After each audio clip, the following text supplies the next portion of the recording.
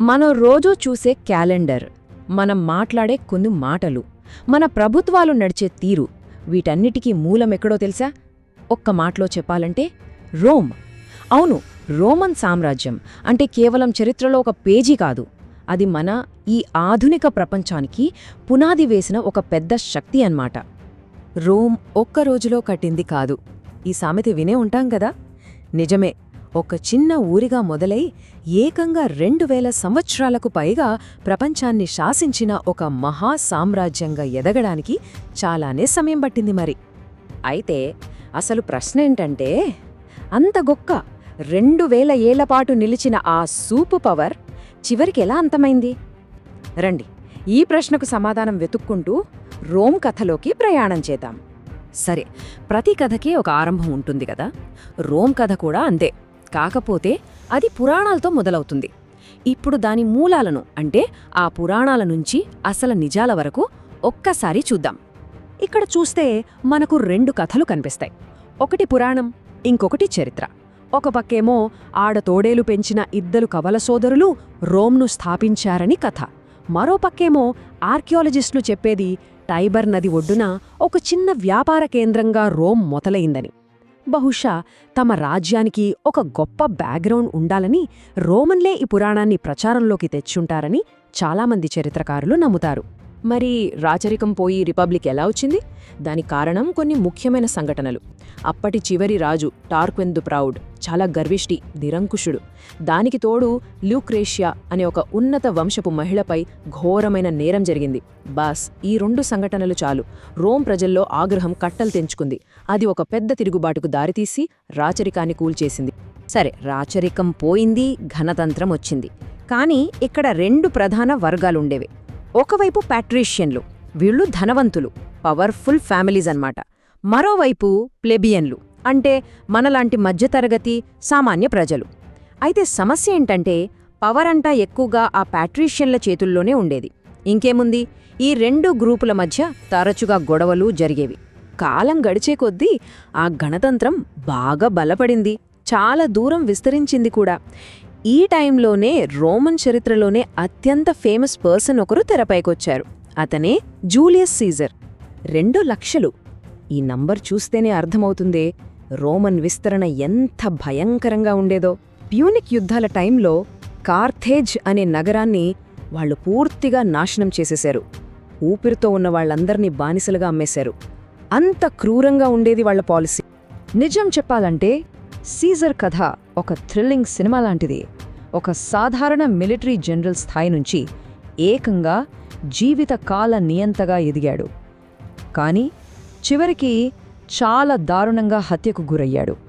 ఎందుకంటే అతని పాపులారిటీ విపరీతంగా పెరిగిపోవడం చూసి సెనెట్లోని సభ్యులకు భయం పట్టుకుంది. 23. అవును, సరిగ్గా 23 సార్లు కత్తితో పొడిచారు సీజర్ను. ఆ హత్య ఎంత దారుణంగా జరిగిందో ఊహించుకోవచ్చు. ఏదో పిటిషన్ ఇస్తున్నట్టు నటించి సెనేటర్లందరూ కలిసి అతన్ని చుట్టుముట్టి పొడిచి చంపేశారు. ఎటు బ్రూటస్ అంటే, నువ్వు కూడానా బ్రూటస్? ఇవే సీజర్ చివరి మాటలని అంటారు. తను సొంత కొడుకులా చూసుకున్న బ్రూటస్ కూడా తనను చంపడానికొచ్చిన వాళ్లలో ఉండటం చూసి అతను ఎంత షాక్ అయ్యాడో, ఎంత కుంగిపోయాడో ఈ ఒక్క మాట చెబుతుంది. అందుకే ఇది చరిత్రలోనే అత్యంత ఫేమస్ ద్రోహంగా నిలిచిపోయింది. సీజర్ చనిపోయాక రోమంతా గందరగోళం, ఒక రకమైన అరాచకం. కానీ ఆ గందరగోళం నుంచే ఒక కొత్త సామ్రాజ్యం పుట్టింది. దాంతోపాటే రోమ్ చరిత్రలోనే ఒక గోల్డెన్ ఏజ్, అంటే స్వర్ణయుగం కూడా మొదలైంది. దాన్నే పాక్స్ రోమానా అంటారు, అంటే రోమన్ శాంతి అని అర్థం. సీజర్ దత్తపుత్రుడైన అగస్టస్ చక్రవర్తి అయ్యాక దాదాపుగా 200 సంవత్సరాల పాటు రోమ్లో పెద్దగా యుద్ధాలు జరగలేదు. అంతా శాంతి, ప్రగతి, ఒక అద్భుతమైన కాలమన్నమాట. అయితే ఏ మంచి కాలమైనా ఎప్పటికీ ఉండదు కదా. ప్రతి స్వర్ణయుగానికి ఒక ముగింపు ఉంటుంది. సరే, ఇప్పుడు మనం ఆ సామ్రాజ్యంలోని చీకటి రోజులు, అంటే మంచి చక్రవర్తులు, చెడ్డ చక్రవర్తులు, వాళ్ల పాలన ఎలా ఉండేది, చివరికి రోమ్ పతనానికి దారితీసిన కారణాలేంటి, ఇవన్నీ చూద్దాం. ఇక్కడ చూడండి, ఒక మంచి చక్రవర్తికి ఒక చెడ్డ చక్రవర్తికి మధ్య తేడా ఎంత స్పష్టంగా ఉందో. ఒకవైపు ట్రేజన్, ఇతని టైంలో సామ్రాజ్యం చాలా పెద్దదైంది, ప్రజల కోసం ఎన్నో మంచి పనులు చేశాడు. మరి మరోవైపు నీరో, ఇతను విలాసాల కోసం ఖజానా అంతా ఖాళీ చేసేశాడు. అంతెందుకు, తన సొంత తల్లిని కూడా చంపించాడంటే ఆలోచించండి. రోమ్ తగలబడుతుంటే నీరో ఫిడెల్ వాయించాడు. ఈ సామెత చాలా ఫేమస్. రోమ్లో పెద్ద అగ్ని ప్రమాదం జరిగినప్పుడు నీరో మాత్రం పట్టించుకోకుండా ఉన్నాడని చెప్పడానికి ఈ మాట వాడుతుంటారు. అయితే అసలీ కథలో నిజమెంత? ఇక్కడే అసలు ట్విస్ట్ ఉంది. చాలామంది చరిత్రకారులు దీన్ని నమ్మరు. ఎందుకంటే ఫస్ట్ ఆఫ్ ఆల్ నీరో కాలంలో ఫిడేల్ అనే వాయిద్యమే లేదు. సో ఇది అతని మీద కోపంతో ఉన్న శత్రువులు పుట్టించిన కట్టుకతే అయ్యుండొచ్చు అని అంటారు. సరే, ఈలోగా రోమన్ సామ్రాజ్యం మరీ పెద్దదైపోయింది. ఎంత పెద్దదంటే దాన్ని ఒక్కరే పాలించడం చాలా కష్టమైపోయింది. అందుకే క్రీస్తు శకం 285లో డయోక్లేటియన్ అనే చక్రవర్తి ఒక ఐడియా వేశాడు. పాలన సులువుగా ఉండటానికి సామ్రాజ్యాన్ని తూర్పు పశ్చిమ అని 2 భాగాలుగా విడగొట్టాడు. కాని ఈ నిర్ణయమే ఆ తర్వాత సామ్రాజ్యం శాశ్వతంగా విడిపోటానికి దారితీసింది. సరే, ఇక మనం రోమ్ కథలో చివరి ఘట్టానికి, క్లైమాక్స్కి వచ్చేశాం.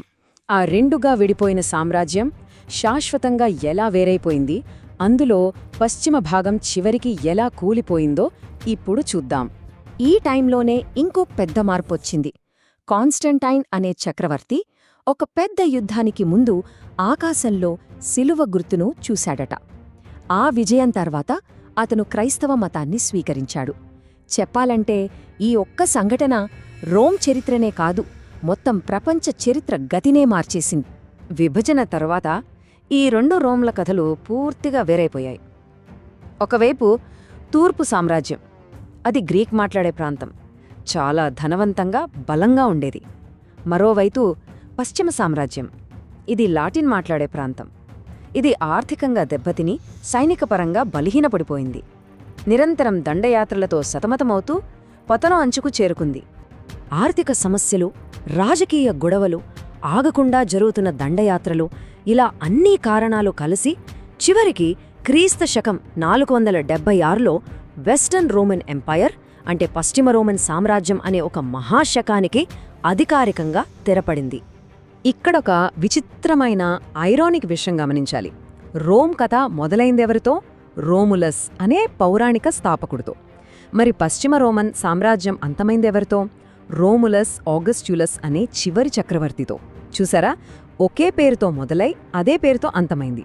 ఒక గొప్ప కథకు ఇది కొంచెం విషాదకరమైన ముగింపు అని చెప్పాలి. సరే, పశ్చిమ రోమన్ సామ్రాజ్యం అయితే పడిపోయింది, కానీ దాని ప్రభావం నిజంగా అంతమైపోయిందా? ఒక్కసారి ఆలోచించండి. మనం మొదట మాట్లాడుకున్నట్టు మన క్యాలెండర్, మన చట్టాలు, మన భాషలు, మన చుట్టూ ఉన్న ప్రపంచాన్ని చూస్తుంటే రోమ్ ఇప్పటికీ మనతోనే, మన మధ్యనే జీవిస్తున్నట్టు అనిపించడం లేదా?